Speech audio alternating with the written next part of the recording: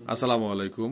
আমরা এখন বর্তমানে আছি বাংলাদেশের ঐতিহ্যবাহী জেলা পিরোজপুর জেলার মঠবাড়িয়া উপজেলার দানিশাফা ইউনিয়নের বুড়িরচর গ্রামের মমিন মসজিদ, যেটি 1913 থেকে 1920 সাল পর্যন্ত এই গড়টা করতে লাগছে। সম্পূর্ণ কাঠের তৈরি এই গড়টা মসজিদ, এবং ওই সময়কালের কোনো প্রযুক্তি ছিল না যে মেশিন দিয়ে অথবা অন্য কোনো কারুকার্য দিয়ে করবে। এটা সম্পূর্ণ হস্তশিল্পের মাধ্যমে, হাতের কাজের মাধ্যমে এই মসজিদটি ফুটিয়ে তুলছে। মাশাআল্লাহ, অনেক সুন্দর। প্রায় 100 বছর প্লাস যার বয়স এখন বর্তমানে, তাও মনে হয় যে অল্প কয়েকদিন হয়েছে যে ঘরটা করছে। এত সুন্দর। এখানে আসলাম, খুবই ভালো লাগতেছে। আসলে আল্লাহর ঘর আসলে এরকমই হওয়া উচিত। অনেক সুন্দর এবং অনেক পরিপাটি।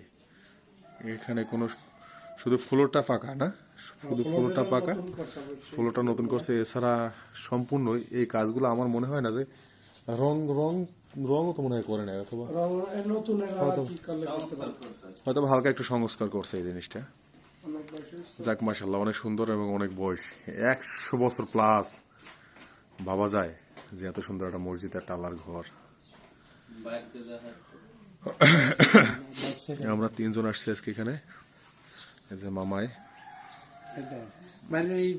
নকশাগুলো সবই হাতের কোনো লোহা নাই, এত সব খিল খিল ব্যবহার করছে না। সম্পূর্ণ কোনো এখানে কোনো লোহাও নাই। না না।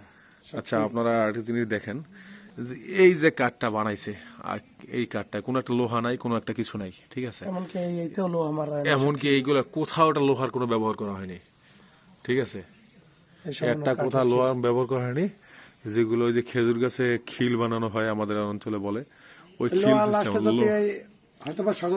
সংস্কার সময় 2-1টা লোহা কোথাও হইতে পারে, কারণ ভাঙে চলে যায় অনেকদিন আগের, কিন্তু লোহা ছিল না কখনো। যাই হোক, আপনারা আসবেন।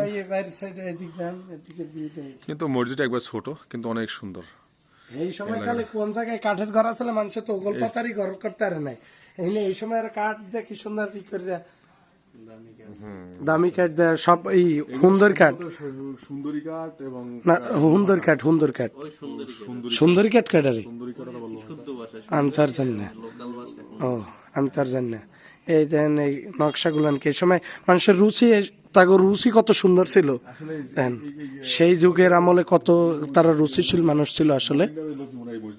হ্যাঁ, মুমিন নামেরই হয়তো বা কেউ, হয়তো মুমিন মসজিদই হয়েছে এরকমই কিছু একটা।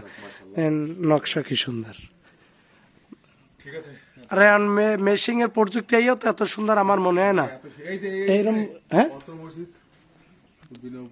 ও সারা পরিবেশ নিষেধ হইয়া বুঝছেন না, কারণ আপনাকে দেখাই একটু। এই হচ্ছে আমার মামাই, সোহেল মামাই আসছে আমাকে সাথে। দেন ঠোঁট লাল হয়ে গেছে। এই হচ্ছে আমার মামাই শফিকুল মামাই, আছে বর্তমানে বিজিবিতে, বিএপি কায়দায়, কিন্তু আমাকে ড্রাইভিং পোস্টে আছে। আমরা ফোন দেয় কেটাবার, বিল্লাল ভাই ফোন দেয়।